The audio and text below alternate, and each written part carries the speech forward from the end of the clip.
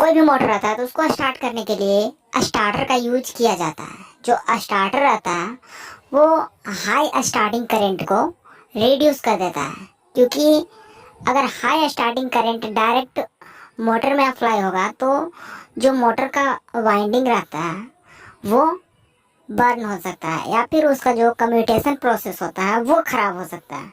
इसलिए हम लोग हमेशा स्टार्टर का यूज करते हैं during the starting of motor.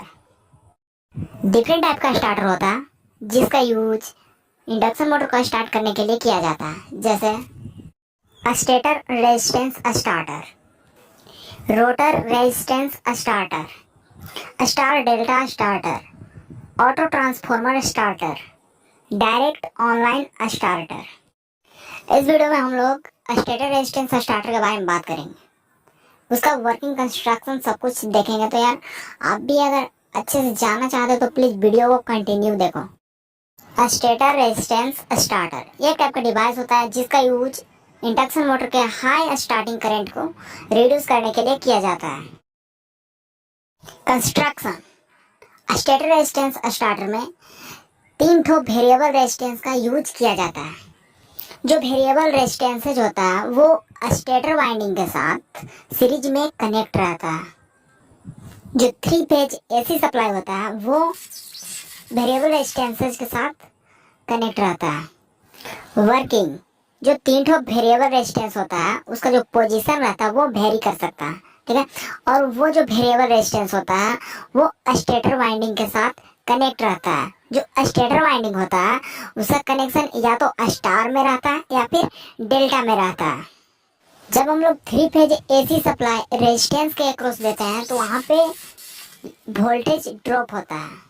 जो हाई वोल्टेज रहता है तो वहाँ पे मैक्सिमम वोल्टेज जो रहता है वहाँ पे ड्रॉप हो जाता है, जिसके कारण जो करंट रहता है वो भी रिड्यूस हो जाता है। और इस तरह से रिड्यूस्ड करंट और मिनिमाइज करंट ही स्टेटर वाइंडिंग तक पहुँचता है। ध्यान से देखना आप क्या होता है, जो रेजिस्टेंस है तीनों रेजिस्टेंस वो जब मूव करके वेरी करके जब रन पोजीशन पे पहुंच जाता है, रनिंग पोजीशन पे जैसे ही पहुंचता है तो उस टाइम क्या होता है कि जो मोटर का रहता है वो अपना नॉर्मल स्पीड से वो मूव करने लगता है। जब वो मोटर नॉर्मल स्पीड से मूव करने लगता है तो जो यहाँ पे रेजिस्टेंस है वो ऑटोमेटिक ही अलग हो जाता है सर्किट से, वो खुद से सर्किट से अलग हो जाता है जब रन पोजीशन पे पहुंचता है। और इस तरह से जो स्टेटर रेजिस्टेंस स्टार्टर होता है वो मोटर को हाई स्टार्टिंग करंट से प्रोटेक्ट करता है, और यही इसका वर्किंग प्रिंसिपल है। इसका कुछ एडवांटेज है वो हम लोग यहाँ पे देखेंगे। इस टाइप का जो स्टार्टर रहता है उसका जो कंस्ट्रक्शन रहता है वो बहुत ही सिंपल रहता है। तो हम लोग बोल सकते हैं कि इसका एक एडवांटेज है कि इसका जो कंस्ट्रक्शन रहता है वो सिंपल रहता है। नेक्स्ट है लो कॉस्ट, इसका जो प्राइस रहता है वो कम रहता है, मार्केट में कम प्राइस में अवेलेबल रहता है। स्टेटर रेजिस्टेंस स्टार्टर का मेन एडवांटेज होता है कि ये स्टार और डेल्टा दोनों टाइप के कनेक्शन के साथ ऑपरेट हो सकता है।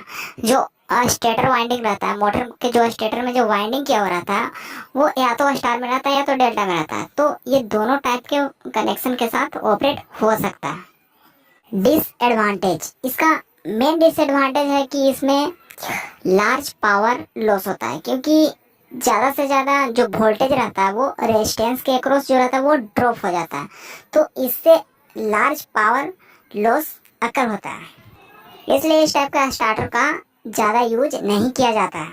वीडियो अच्छा लगा होता है यार लाइक करना, और चैनल के साथ बने रहना चाहते हो तो चैनल को सब्सक्राइब कर लो, क्योंकि यहाँ पे जो वीडियो रहता है वो जानबूझकर क्रिएटिव बनाया जाता है ताकि जो व्यूअर है उसको क्लियरली सब कुछ समझ में आ जाए।